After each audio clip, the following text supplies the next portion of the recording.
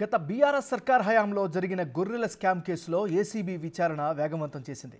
ఈ కేసులో ఆరోపణలు ఎదుర్కొంటున్న joint director Anjilappa, assistant director కృష్ణయ్యను ఏసీబీ అధికారులు 3వ రోజు విచారిస్తున్నారు.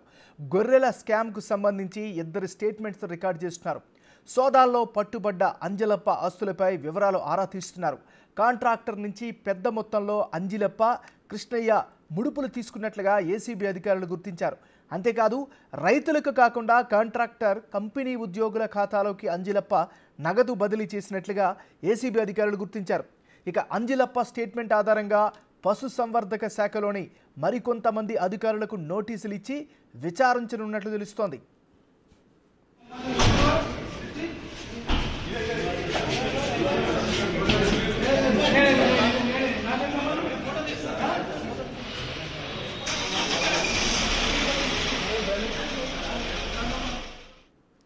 ఇక గత బీఆర్ఎస్ సర్కార్ హయాంలో జరిగిన గొర్రెల స్కామ్లో కేసుకు సంబంధించి ఏసీబీ విచారణ వేగవంతం చేసింది. ఇక ఇదే అంశానికి సంబంధించి మరింత తాజా సమాచారాన్ని మా రిపోర్టర్ సురేష్ అందిస్తారు. సురేష్, చెప్పండి, గొర్రెల స్కామ్కి సంబంధించినటువంటి అప్డేట్ ఏంటి? జాయింట్ డైరెక్టర్ అంజిలప్ప, అదేవిధంగా అసిస్టెంట్ డైరెక్టర్ కృష్ణయ్యలను 5 రోజుల కస్టడీ అనుమతి కోర్టు ఇవ్వడం జరిగింది. ఈ రోజు 3వ రోజు సెంట్రల్ జైలు నుంచి ఉదయం 10 గంటలకు ఏసీబీ ప్రధాన కార్యాలయానికి తీసుకొచ్చి విచారణ చేస్తున్నారు. ఉదయం నుంచి కూడా వారికి సంబంధించిన స్టేట్మెంట్ రికార్డ్ చేస్తున్నారు. ముఖ్యంగా అంజిలప్పకి, అదేవిధంగా కాంట్రాక్టర్ మొయినుద్దీన్ కి గల సంబంధాలపైన పూర్తి వివరాలు అడిగి తెలుసుకుంటున్నారు. ఎందుకంటే కాంట్రాక్టర్ పశ్చిమవర్ధ శాఖలోకి ఎలా ఎంటర్ అయ్యింది అనే దానిపైన ఏసీబీ ఫోకస్ పెట్టింది. అతనికి సంబంధించి 2 మాజీ మంత్రుల పేర్లు చెప్పి ఉద్యోగులను భయపెట్టించాడని చెప్పేసి కూడా ఆరోపణలు ఉన్నాయి. కాబట్టి వాటికి సంబంధించిన పూర్తి వివరాలన్నిటిని కూడా అంజిలప్పని అడిగి తెలుసుకుంటున్నారు. ఎందుకంటే నిధుల మంజూరికి సంబంధించి ఏదైతే గొర్రెలకు అమ్మిన రైతులకి డబ్బులు చెల్లించాలో ఆ డబ్బులకు సంబంధించి అంజిలప్ప పాత్రనే చాలా కీలకంగా ఉంది ఈ కేసులో. అతని ఆదేశాలతోనే లోలోనా కంపెనీకి సంబంధించిన ఉద్యోగుల ఖాతాలోకి డబ్బులు మళ్లించినట్టు ఏసీబీ అధికారులు గుర్తించడం జరిగింది.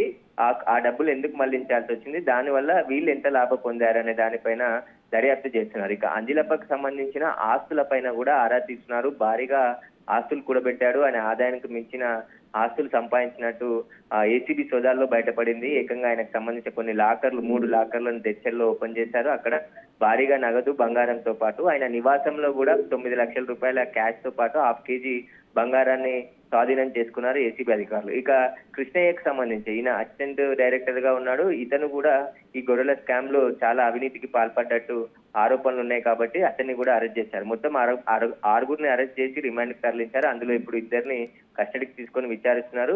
ఇప్పుడు అంజిలప్ప ఇచ్చే స్టేట్మెంట్ చాలా కీలకంగా ఉంది. ఎందుకంటే డైరెక్టర్ పాత్ర కూడా ఇందులో ఉంది అని చెప్పేసి ఆరోపణలు ఉన్నాయి. అతని పైన సీఎం రేవంత్ రెడ్డికి కూడా ఫిర్యాదు చేయడం జరిగింది. గతంలో పనిచేసిన డైరెక్టర్లు కూడా ఈ స్కామ్ లో ఇన్వాల్వ్మెంట్ అయ్యారు.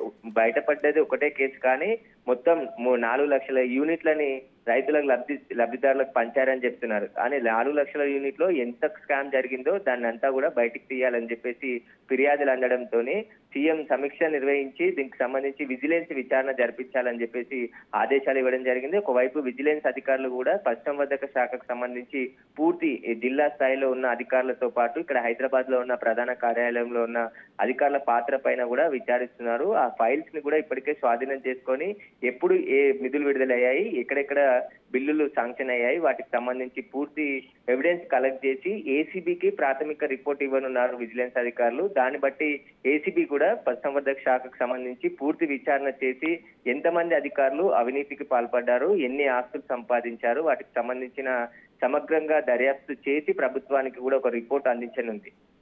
Right, thank you Suresh. Press